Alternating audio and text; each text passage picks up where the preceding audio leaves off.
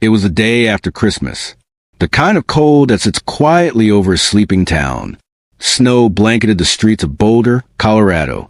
The holiday lights still glowed faintly through frosted windows. Inside the Ramsey residence, a grand house perched in a quiet, upper-class neighborhood. Everything should have been peaceful, but at 5:52 a.m., a chilling 911 call broke the silence. "We have a kidnapping." "Hurry, please, there's a note." The voice was trembling, urgent. It belonged to Patsy Ramsey, the mother of a 6-year-old girl named JonBenét. She claimed her daughter had vanished sometime during the night.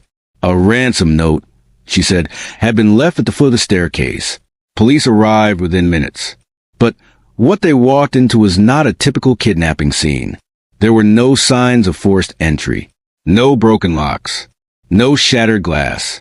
The house was still, almost too still. Christmas gifts sat unopened beneath the tree. The family's movements that morning were oddly fragmented. The note, long handwritten and unlike any ransom note detectives had ever seen, asked for a very specific sum, $118,000, the exact amount of JonBenét's father's recent bonus. The phrasing was theatrical, drawn out, almost cinematic. And yet, there was no sign of the girl. Officers began to search the home, room by room, floor by floor. But for hours, nothing emerged. Not a footprint in the snow outside. Not a sound from within the walls. The family's friends came and went. The kitchen filled with people. Yet still, no JonBenét. Then, sometime after 1 p.m., John Ramsey descended into the basement. Within minutes, he returned, carrying the body of his daughter in his arms. She had never left the house. She had been there the entire time. Tucked away in a windowless storage room few had entered, she was found lying on the floor. A blanket was gently placed over her. Duct tape still covered her mouth. Her wrists had been tied. Around her neck, a crude garrote fashioned from a broken paintbrush was still in place. The injuries were horrific. Her skull had been fractured. She had been strangled. She was 6 years old. And just like that, a kidnapping had become something else entirely. Something the city of Boulder was unprepared for. Something the nation would soon be consumed by. A child had been murdered inside her own home on Christmas night with no clear suspects, no confession, no one caught fleeing the scene, and no motive that made sense. The police were overwhelmed. The scene had been contaminated. Family and friends had unknowingly disturbed potential evidence. What should have been a careful investigation quickly spiraled into confusion. The media got involved. Headlines exploded. Reporters camped outside the Ramsey home. The family's image, once pristine, was now under intense public scrutiny. Some saw grief. Others saw guilt.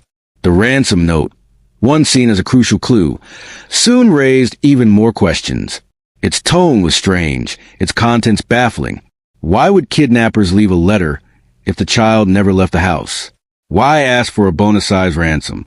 And why was it written inside the Ramsey home, on their notepad, using their pen? Days passed, then weeks, then years. And through it all, no one was charged. No one confessed. The case grew colder. But the questions only grew louder. How does a 6-year-old vanish from her bed, only to be found dead in her own basement hours later, without a single trace leading to the killer? Could it have been someone in the family? A neighbor? A stranger who knew exactly where to go and what to do? Or something even harder to face? Was the truth always right there, buried beneath years of theories, headlines, and distractions? JonBenét was laid to rest, but her story never found peace. And as time marched on, one reality became impossible to deny. Whoever did this is still out there, or worse, was never far at all. Before her name became a mystery, before her photograph made the front page of every newspaper in the country, JonBenét Patricia Ramsey was just a child. She had a favorite color, pink. She loved her bicycle, her glittery shoes, her stuffed animals, especially one she slept with every night, a faded white bear with a satin bow. She didn't go to bed without it. She had a laugh that could light up an entire room. She danced in hallways. She sang off-key without caring. She wore sparkly costumes not just for competitions, but sometimes just because it was Tuesday. She was 6 years old, and in the brief time she had on this earth, she lived in the spotlight. JonBenét was born on August 6, 1990, in Atlanta, Georgia. She was the youngest child of John and Patsy Ramsey. Her name, a blend of her father's, JonBenét, was as unique as the little girl who carried it. Her father, a successful businessman in the tech industry, had built a comfortable life for the family.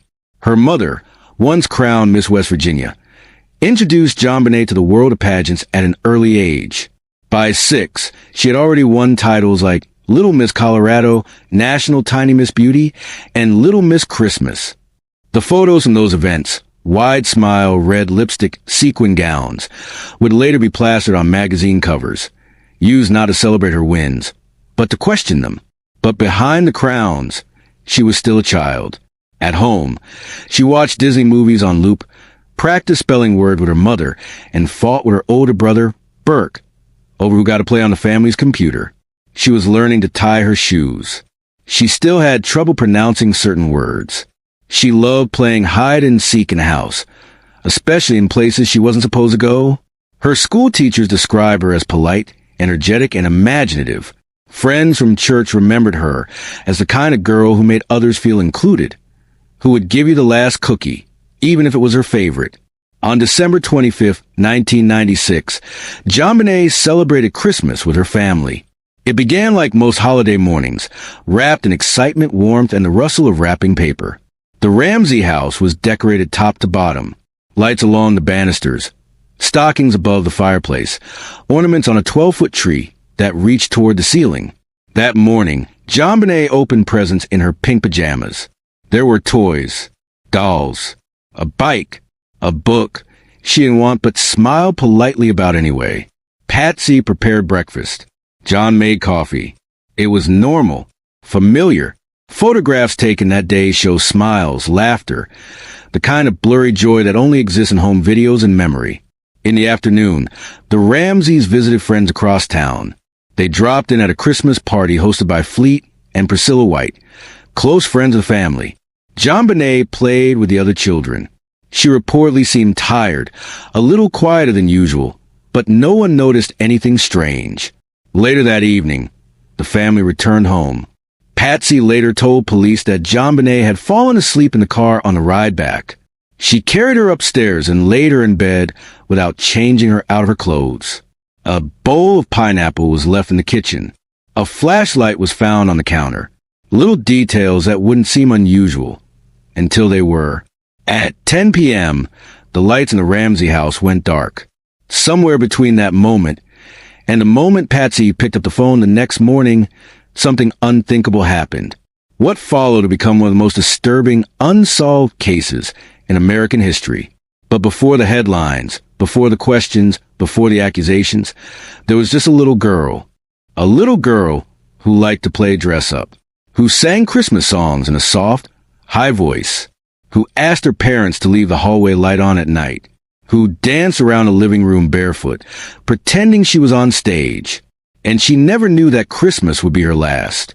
December 26, 1996. A cold stillness hung in the early morning air. Inside 755 15th Street, the Ramsey family's 7,000-square-foot home, Christmas decorations still clung to the walls. Strings of colored lights flickered softly against the windows. A half-finished glass of wine sat untouched on the counter. Upstairs, the scent of cinnamon still lingered faintly in the halls. And then, the scream. At 5:52 a.m., a call came into the Boulder Police Department. On the other end of the line, Patsy Ramsey. Her voice trembled, high-pitched, breathless. She told the dispatcher her daughter had been taken, that there was a ransom note, that she needed help. Now, officers Rick French and Carl Veach were dispatched immediately. Within minutes, they pulled up the front of the Ramsey residence. What they were expecting was a typical kidnapping case. What they walked into was something else. Patsy stood by the front door in a long sweater and makeup hastily applied. John Ramsey appeared calm. Too calm, some would later say. Burke, their 9-year-old son, remained upstairs in his bedroom, reportedly asleep. The ransom note had been found by Patsy that morning at the base of the spiral staircase. It was long, unusually long, 2.5 pages, carefully written on a notepad from inside the house, using a Sharpie from the family's own drawer. The message demanded $118,000 for JonBenét's safe return. It warned the Ramseys not to contact authorities. It used odd phrases, small foreign faction, if you wanted to see 1997. The tone was strangely theatrical. And yet, in contradiction to its own warning, Patsy had already dialed 911. As officers moved through the house, nothing initially seemed out of place. There was no sign of forced entry, no broken windows, no pried locks. All the doors were secured. The snow outside was untouched, no footprints, no tire tracks. Officers began searching room by room. They moved through the ground floor, then upstairs. JonBenét's bedroom showed no clear signs of struggle. Her bed was neatly made. Nothing was overturned, but still no JonBenét. Friends began to arrive. The Whites, the Fernies, the Steins, family friends who had been called in early. They were allowed to move freely inside the home. Some even helped search. Coffee was made. Conversations were had. Evidence, unintentionally, was trampled. The lead officer on the scene told John Ramsey to search the house again, this time starting from top to bottom. He didn't. Instead, around 1:05 p.m., John Ramsey walked straight to the basement. He opened a door that had previously gone unchecked. Inside, the lights were off. A small, windowless utility room, used for storage. At the far end of the room, behind a partially closed door, he saw something. A white blanket. He stepped forward, and there she was, JonBenét, lying on the cold floor, her tiny body stiff, duct tape still covering her mouth, her wrists tied with a white cord, another cord wrapped tightly around her neck, secured with a handle made from the broken shaft of a paintbrush, one that had come from Patsy's own art kit upstairs. She was wearing a white long-sleeved shirt, no shoes. Her blonde hair was slightly matted. There was blood, faint but visible. John let out a cry and lifted her into his arms. He carried her upstairs, placed her on the floor near the Christmas tree. An officer ran to him and checked for signs of life.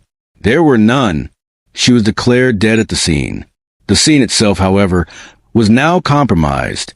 The crime scene, where JonBenet had been found, was never sealed. There was no immediate photograph of her original position. The body had been moved. The blanket had been displaced. Any trace evidence lost. By the time the coroner arrived, critical hours had passed. The autopsy report would later reveal disturbing details. JonBenet had died from asphyxiation due to strangulation.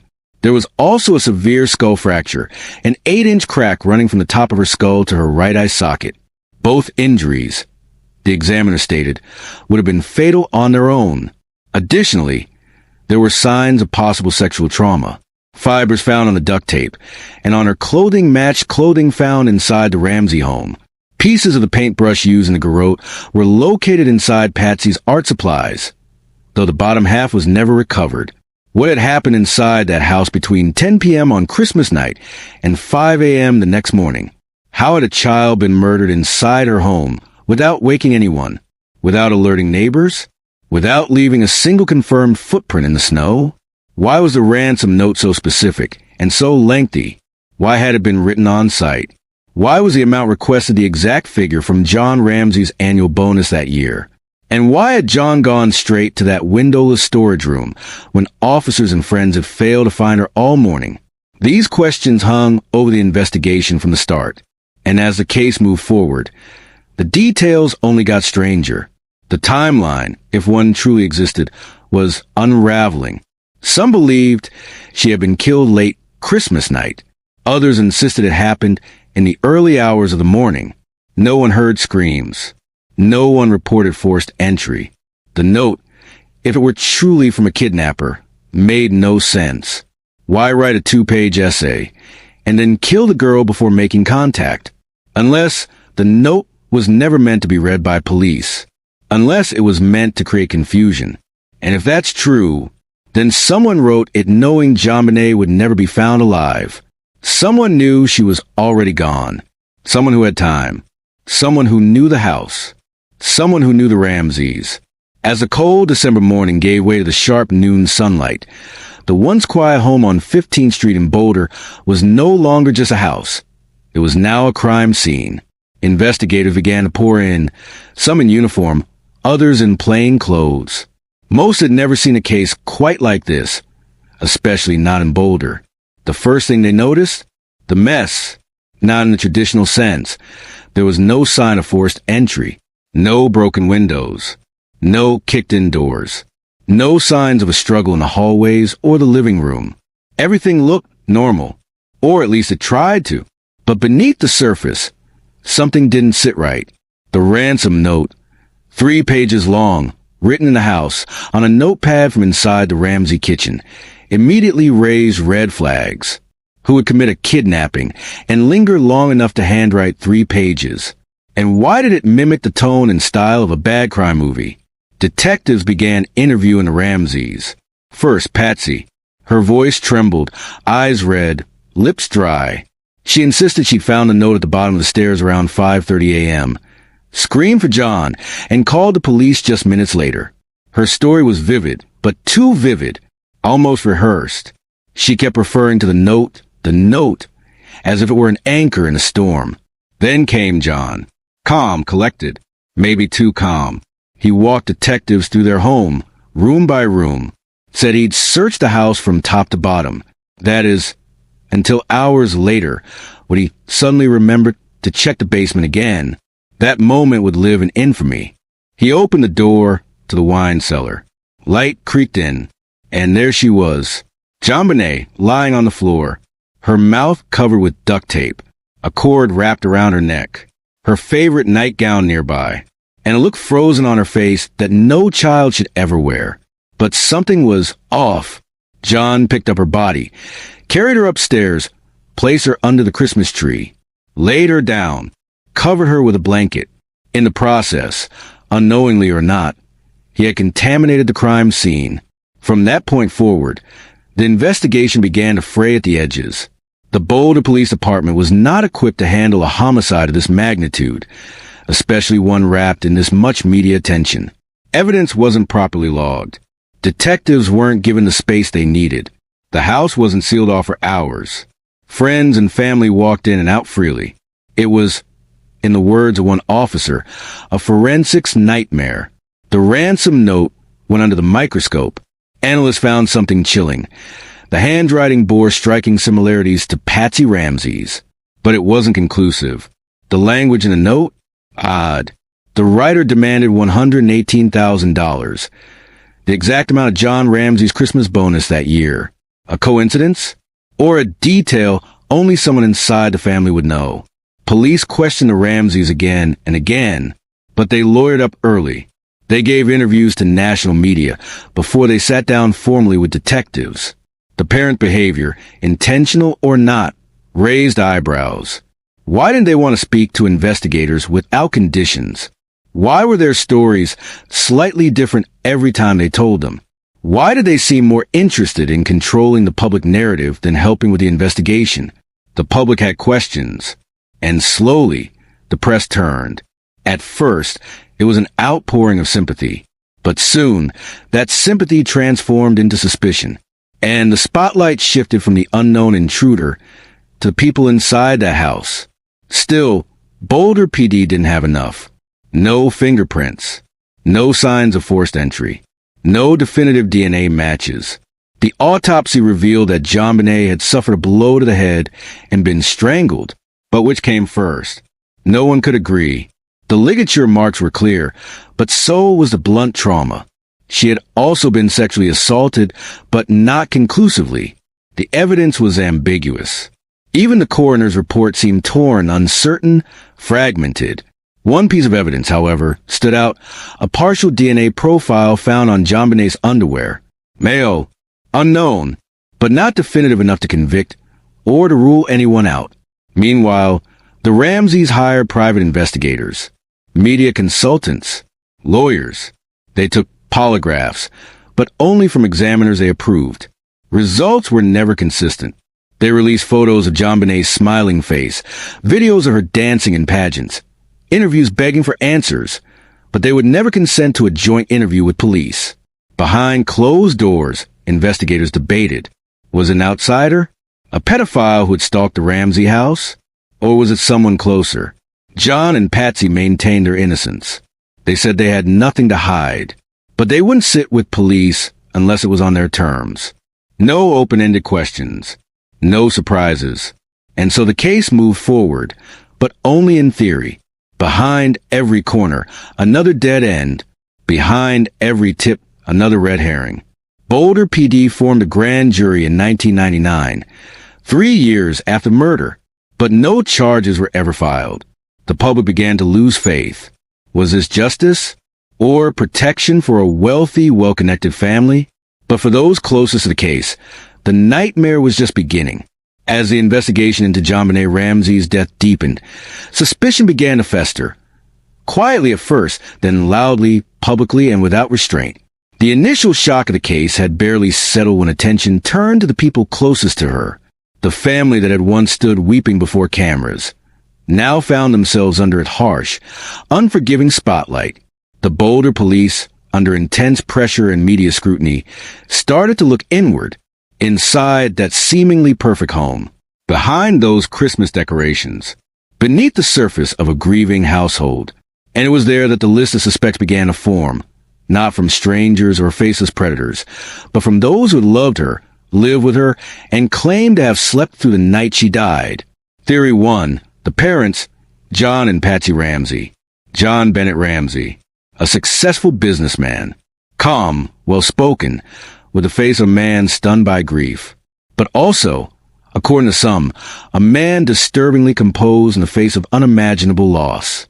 Then there was Patsy, former beauty queen herself, the mother who had reportedly been the last to see JonBenét alive, the woman who made the 911 call, breathless, panicked, pleading.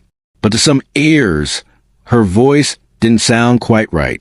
Theories began swirling almost immediately after the discovery of JonBenét's body in the basement, a body found by none other than John Ramsey himself, hours after police had already been inside the home. She was discovered with duct tape across her mouth, her wrists bound, and a garrote made from a paintbrush handle still tightly wrapped around her neck. Many wondered, how could parents not hear any of this? No screams, no struggle, no intruder sounds, nothing. And then there was the ransom note. It was 2.5 pages long, unusually detailed, unusually dramatic, and written with materials found inside the home. The notepad belonged to Patsy. The pen came from the house. Even the phrasing seemed odd, written in a way that some experts had echoed language from movies, not real-life kidnappings. It asked for $118,000, the exact amount of John Ramsey's Christmas bonus that year. That detail alone set off alarms. It was either a very specific inside reference or a deeply coincidental guess. Handwriting analysis on the note was inconclusive, but some examiners suggested that elements resembled Patsy's writing. No charges were ever brought, but the shadows of doubt remained. Patsy always maintained her innocence until the day she died. In interviews, she insisted, "I did not kill my child." But for years in the court of public opinion, she and her husband were the prime suspects.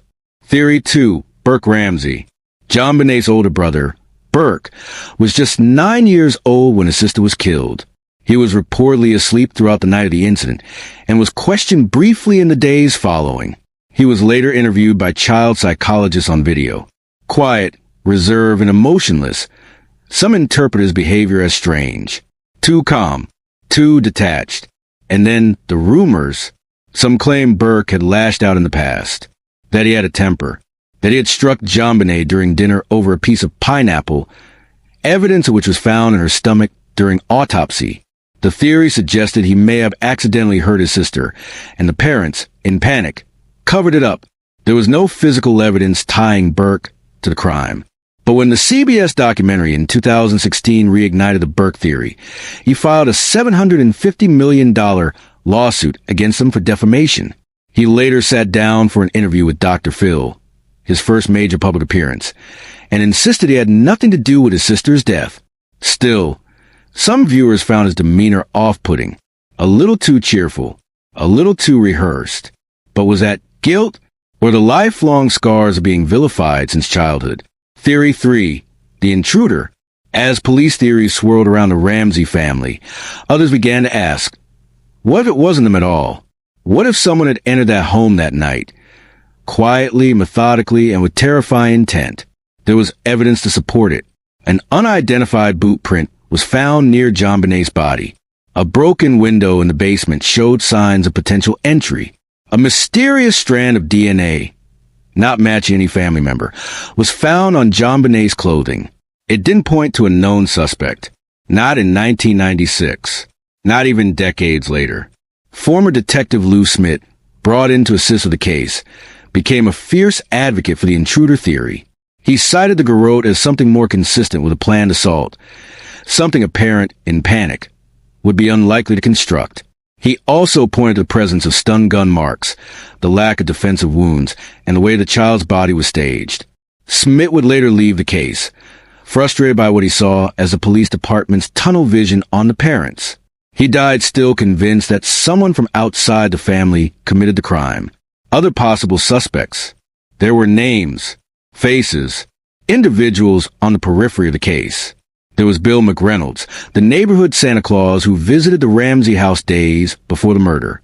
Some found his fascination with JonBenét unsettling, but no physical evidence linked him to the crime.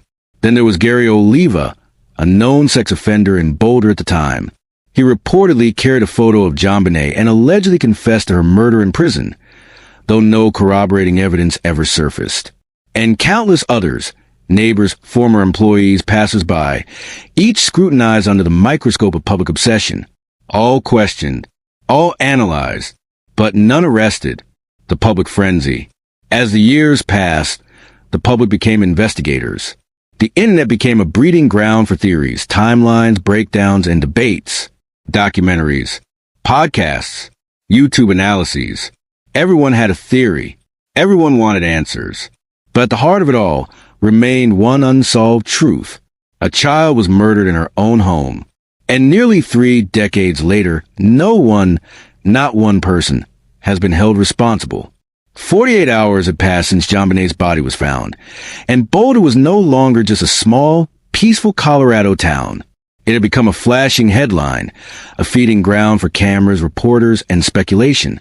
From the moment her name appeared on the evening news, the case stopped being private. The Ramsey home became the nucleus of an unfolding spectacle. Helicopters overhead, camera flashes through windows, microphones at the front door. But behind the headlines, behind the core of public opinion, the case itself was cracking. The first fracture? The police had already contaminated the crime scene. Officers had allowed friends and family to walk freely through the house before forensics could take over. Evidence, potentially crucial evidence, was moved, touched, or lost. Even JonBenét's body had been picked up and carried by her father before any official examination. That moment, that single action, would haunt the case forever. But it didn't end there. A flashlight found on the kitchen counter, a possible murder weapon, was never properly tested for DNA. A broken basement window, possibly an entry point, was overlooked for hours. And then came the ransom note, a bizarre 3-page letter written with a pen and pad from inside the house. It demanded $118,000, the exact amount of John Ramsey's Christmas bonus from work. Too specific, too personal. Experts called the note the longest ransom letter in American criminal history. Riddled with phrases from movies, inconsistent handwriting styles, an odd blend of personal familiarity and theatrical flair. It didn't read like a kidnapping letter. It read like a script, but police couldn't say that. Not then. Not officially. Tensions between the Boulder Police Department and the district attorney's office boiled under the surface. Investigators believed the Ramseys were withholding something, anything. The DA's office wasn't so sure. They urged caution.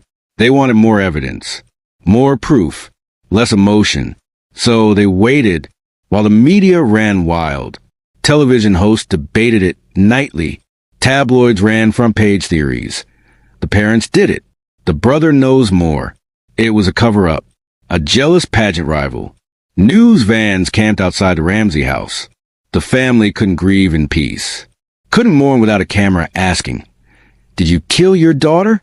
Then, just days after JonBenét was buried, the Ramseys hired a PR firm. Critics said it was image management. The Ramseys said it was survival.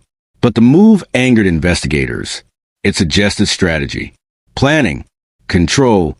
Within weeks, private lawyers, handwriting analysts, and media advisors were shielding the Ramseys. Everything had to go through someone. Every word, every answer, every breath. The DA's office pleaded with the family to cooperate more directly, but the Ramseys resisted. They offered to speak, but only on their terms, with questions submitted in advance. A standoff had begun. It didn't help that some officers from Boulder PD began leaking details. Small things at first, then bigger things. The notepad the ransom letter was written on, it was traced to the kitchen. The handwriting? Experts couldn't conclusively link it to Patsy, but they couldn't rule her out either. Fibers from the clothes Patsy wore that night were later found on the duct tape used on JonBenét.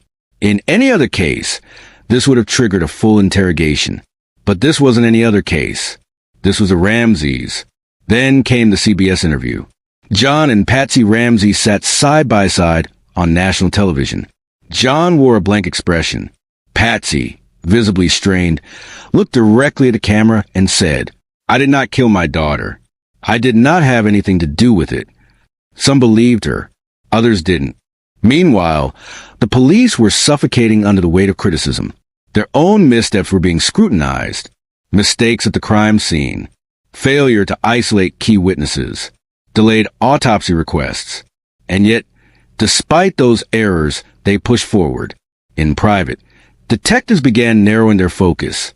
The 3-page note, the untouched snow around the house, the garrote that looked handmade from household items. It didn't make sense. None of it did. But the pressure to name a suspect, to arrest someone, was mounting.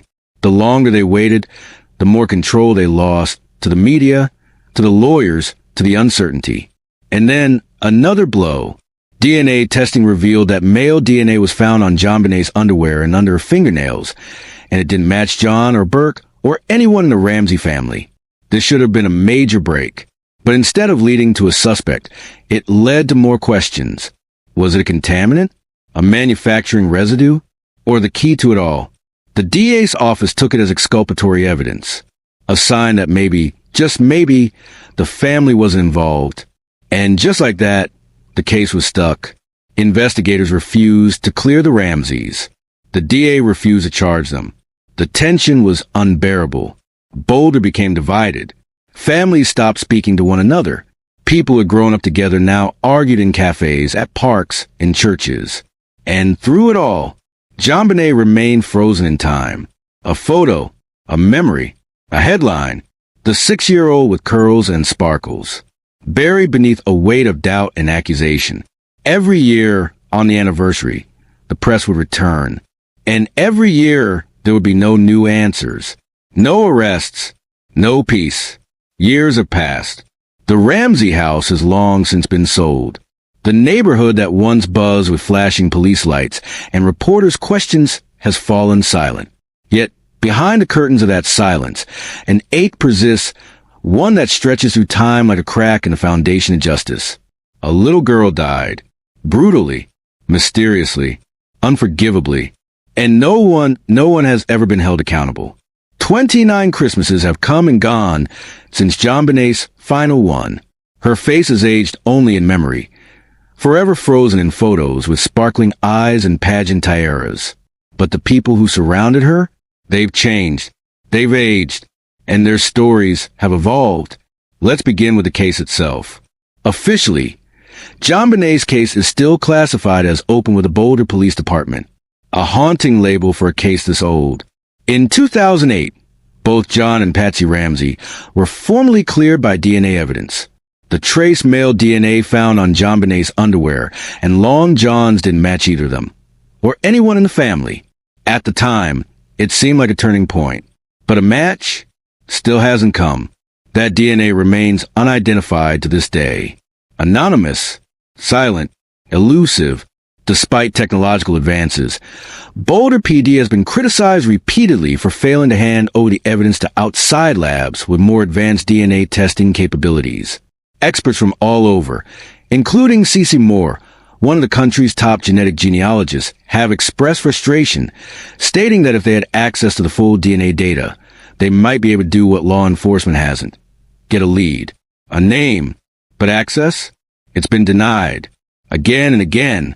In 2021, under mounting public pressure, the Boulder Police Department announced it was working with multiple agencies to continue analysis with new technology. But even now, no updates have followed. No charges, no arrests, no justice. And the Ramsey family? What's left of it? Patsy Ramsey passed away in 2006 from ovarian cancer. Taken with her answers, she may have never been ready to give. John Ramsey remains active in the case, frequently granting interviews, calling for independent investigations, and pressing the police to hand over the DNA. He has repeatedly said, "The killer is out there, and they've gotten away with it for far too long." Burke Ramsey, now in his late 30s, lives a reclusive life. In 2016, after CBS aired a documentary suggesting he might have accidentally killed JonBenét, he filed a $750 million defamation lawsuit against the network and others involved. The settlement was reached privately. He has never been charged with any crime. Yet public suspicion continues to circle him. Unfairly, perhaps, but persistently. Then there's the city of Boulder itself. Many residents have grown tired of the shadow cast by JonBenét's case. Some locals call it a curse on the town, a tragedy that refuses to fade. But for others, especially those who were there, former detectives, neighbors, even reporters who covered it, the pain still lingers. The feeling that justice was never served, that the truth was buried somewhere, that it still might be recovered. In recent years, online communities have taken up the case with renewed obsession. Reddit threads, YouTube channels, true crime forums. Each theory recycled, reanalyzed, re-argued. From the basement's broken window to the pineapple in the bowl, to the handwriting analysis of the ransom note, nothing is off limits. The obsession is understandable. The case is everything. A beautiful child, a wealthy family, an eerie ransom note, a crime scene full of contradictions, and a trail that led absolutely nowhere. And yet, somewhere out there, someone knows the truth. Someone is still alive who knows what really happened that night, whether they acted alone or saw something, whether they wrote that ransom note or heard a scream, whether they carried guilt or carried her body. It's been nearly 3 decades. But JonBenét's voice still echoes, not in words, but in unanswered questions. And every time those questions are ignored, justice dies a little more. We began with the sound of a mother's scream. It cut through the early morning air like a knife, a cry no one can ever forget. That scream signaled the start of one of the most heartbreaking stories in American history. A story that never got the ending it deserved. And now, we end not with a solution, but with silence. The silence that follows 1,000 questions left hanging in the cold Colorado air. The silence of an empty grave, of a child's room frozen in time, of a justice system that faltered when it was needed most. But listen closely. That silence speaks louder than ever. It asks, how can a little girl be murdered in her own home with multiple people inside and no one held accountable? It asks, why were the first crucial hours wasted? Why was the crime scene contaminated? Why were the parents never properly separated? Why were mistakes allowed to snowball? It asks, what happened in that basement? Why was there a ransom note for a child already dead? And who, if not her family, wrote it? And above all, it whispers the name JonBenét, not as a tabloid headline, not as conspiracy theory, but as a child, a 6-year-old who played with dolls, performed in pageants, and believed that Santa Claus was coming down the chimney. She didn't make it to morning. She didn't get another Christmas. She was silenced. But we don't have to let her case rot behind bureaucratic walls or fade into the background of unsolved horrors. We don't have to accept that we'll never know. We don't have to let a killer grow old in comfort while her memory is pixelated into distant news clips. Because JonBenét was not a symbol. She was someone whose life was brutally taken, someone who trusted the world, someone who should have grown up, fallen in love, graduated, had children of her own, someone who should still be here. But she's not. And the person who took her from this world, whether it was someone inside the house or someone who slipped in unseen, has lived without consequence. If we can't demand answers for JonBenét, who will we ever demand them for? This isn't just a cold case. It's a case that was never allowed to burn properly in the first place. It's smoldering embers, still glowing beneath ash, waiting for the right wind, the right hand, the right moment to finally reignite the fight for truth. So what can we do? We can ask the questions that make others uncomfortable. We can push for transparency, for DNA evidence to be retested by modern labs, for agencies to cooperate, for the families' pleas to be heard without prejudice. We can challenge the convenient narratives. We can reject the silence. Because justice isn't just about closure. It's about accountability. And it's about legacy. JonBenét Ramsey's legacy shouldn't be confusion. It shouldn't be gossip. It shouldn't be suspicion and doubt and ridicule. It should be justice. That's how she'll be remembered, not just as a little girl in a tiara, but as a name that still shakes the system, even decades later. Because some stories don't end until the truth is told. And JonBenét's truth is still waiting. Somewhere,